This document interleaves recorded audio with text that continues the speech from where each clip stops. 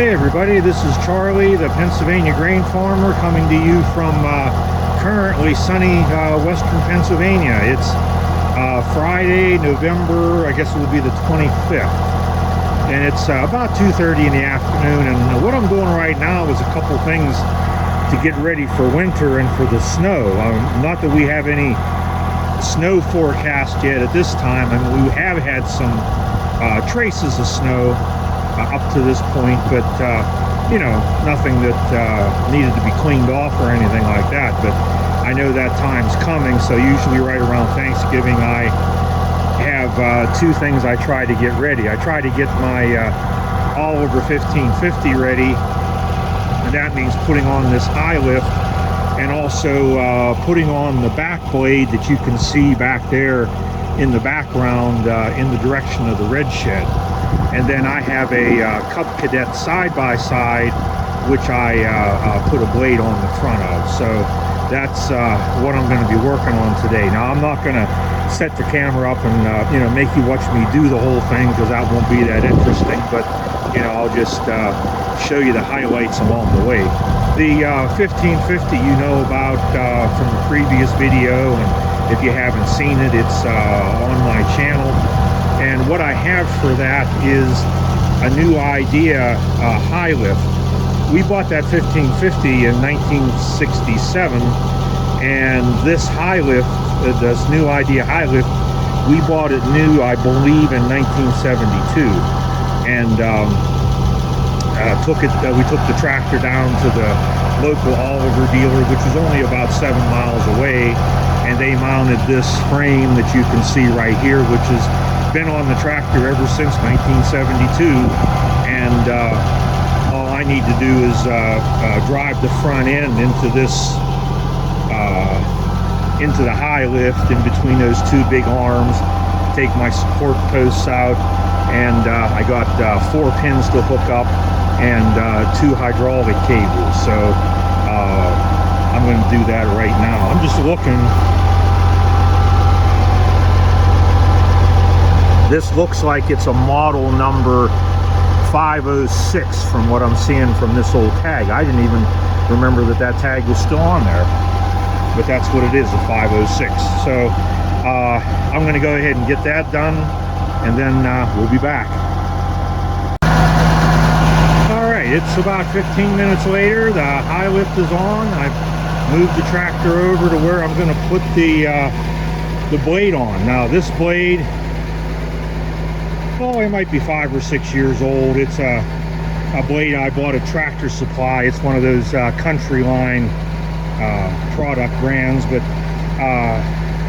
in any event, it was only a 7-foot blade, and the problem with that is it's narrower than the tractor, and I can't, if I'm scraping the hill, the driveway in the snow, you know, I couldn't get it. It doesn't adjust side to side, so I couldn't you know, scrape close enough to the edge of the road. So you can see there's a couple weld marks here. I had a second one of these that I accidentally bent up with the white 2110. I mean, I basically bent the thing in the shape of a banana. So, but the ends were nice and straight. So my friend Dan helped me. We cut the ends off and welded them on here. And you can see we weld braces on the back. You can see the weld marks, braces the whole way across. So now it's basically a 9-foot blade, and it'll reach you know, a lot better to the edge of the driveway as I, you know, go up and down the hill in the snow. So this hooks up by 3-point hitch, so I'm gonna do that now, and then we'll continue. All right, we're back down the red shed, because that high lift I always keep on the back side of that grain building up there against the back wall. But in any event, you can see I have the high lift on, and I also have the 3-point back blade on, which is now about 9 feet. So this is really my backup rig, because I don't really plow snow with it unless the snow gets more than about 8 or 9 inches deep. If it's, you know, if it's that deep or deeper, then I'll use this. And I still do have to put the tire chains on it, but that's going to be for another day here coming up. But if the snow's like, say, 8 inches or less, then I use this. Now, I don't know if I had featured this in any earlier videos, but this is my Cub Cadet Volunteer 760. It's a 760cc engine, and this is a 2008 model. It's a 4x4, and boy, this thing is really handy around the farm. My stepdad bought this new back in 2008, and of course, you know, when he and my mother got married, he lived here, and you know, he always rode this around the farm, and he helped me with it quite a bit. He would haul he could haul 16 or 18 50-pound bags of fertilizer on it. He'd haul fertilizer, seed, and everything out to the field for me, and it was really a lot of help. Plus, he got a blade for the front, which you might be able to see is sitting right in there. And I'll tell you what, unless the snow's deeper than 8 inches, this machine will plow it. It does a really nice job, and it's really you know, handy for getting in places. Our driveways about up into the farm is about 3/10 of a mile, and then there are 3, you know, smaller driveways off of it, mine, my mother's, and my sister's. So, you know, there's a lot of maneuvering that you have to do, and it's sure a lot easier with this machine. And my stepdad passed away in November of 2018, but before he died, he was nice enough to give me this because he knew you know, how useful it was to me, and he always loved helping me on the farm, so I was grateful for that. This front blade isn't too hard to hook up.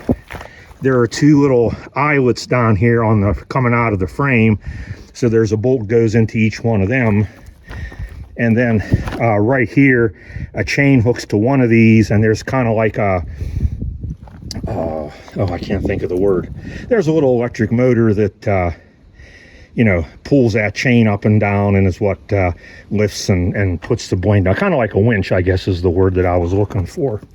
So I'm going to pull in here in just a minute and get that lined up, get those 2 bolts on, get the winch on, and then that'll all be ready too. So again, we'll be back in a couple minutes. All right, there it is with the blade on it. Like I said, there's just 1 bolt right down here and a bolt on the other side, you can see back there, and then there's a pin here and a pin down here for this winch, which hooks up. And all that happens when you lift the blade is that winch raises and lowers this arm, and through that chain, that's what raises and lowers the blade. And this blade,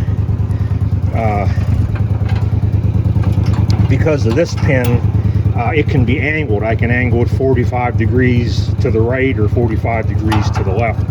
Usually I angle it to the left and, you know, plow from the center of the road out to the side. So it works pretty good. That machine really goes. So I guess with that, we're pretty much ready for winter, other than putting the tire chains on this tractor, which, like I said, I'll do one day next week. So I guess we're all ready for snow. I hate to say it. I mean, it was not that many days ago that it was you know, in the 70s around here. It was a really warm and dry fall, and you know, last year was something similar in that it just suddenly, you know, in the neighborhood of Thanksgiving, just you know, the bottom kind of fell out. Now today it's about 50. It's not terrible, but it's sure not as warm as it was, and I know the snow's on its way, and I need to be ready here to do battle. So I'm probably going to call this a video. I don't know if I'm going to take video of putting those tire chains on. I might make it its own video. I might tack it on to the end of this one. I'm not sure yet, but if I don't tack it on, I just want to say I hope you enjoyed this video. If you did, please hit the like button and subscribe. Consider subscribing if you already haven't, and if you have subscribed, I appreciate that very much. So with that, this is Charlie, the Pennsylvania grain farmer, saying see you next time.